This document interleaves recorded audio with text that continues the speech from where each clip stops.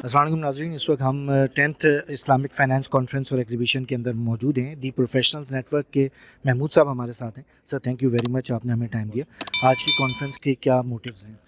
सबसे बड़ा मोटिव तो हमारी कॉन्फ्रेंस का ये है कि हमने इस्लामिक बैंकिंग और फाइनेंस को किस तरह से प्रमोट करना है पाकिस्तान में। ख़ास तौर पे पाकिस्तान इस्लाम के नाम पे बना हुआ मुल्क जहाँ पे सूदी निज़ाम चल रहा है अब तक जब से पाकिस्तान बना है, तो सूदी निज़ाम को ख़त्म करने के हवाले से और इस्लामिक बैंकिंग को प्रमोट करने के हवाले से हम हर साल ये कॉन्फ्रेंस कराते हैं।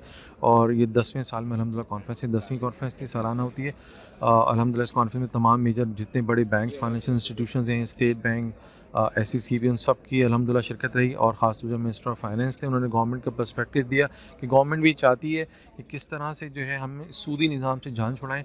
और जो इमरान खान साहब का विज़न है कि रियासत मदीना, तो रियासत मदीना में तो सूदी निज़ाम नहीं चल सकता, तो उसके लिए किस तरह से काम किया जाए उसके ऊपर अल्हम्दुलिल्लाह बात की और गवर्नमेंट की विलिंगनेस शो की गई इसमें। जी, ये अभी डिप्टी गवर्नर स्टेट बैंक ने कहा कि कितनी ग्रोथ होगी 30% तक लेके जाएंगे। बिल्कुल आप क्या समझते हैं, क्या ये टारगेट जो है वो रियलिस्टिक है, हो सकेगा? बिल्कुल रियलिस्टिक टारगेट है, क्योंकि अभी इस वक्त तकरीबन 18% पर तो इस्लामिक बैंकिंग हमारी इकॉनमी का हिस्सा है।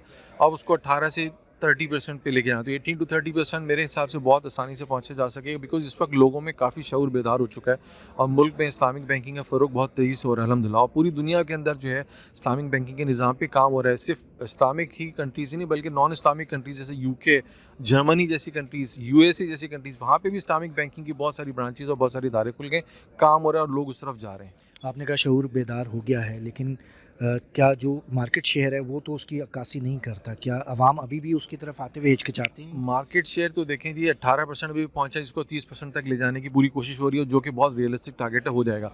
आवाम में शऊर बेदार हो चुका, मगर मसला ये कि लोगों के हमारे बैंकिंग सिस्टम की रीच बहुत कम है।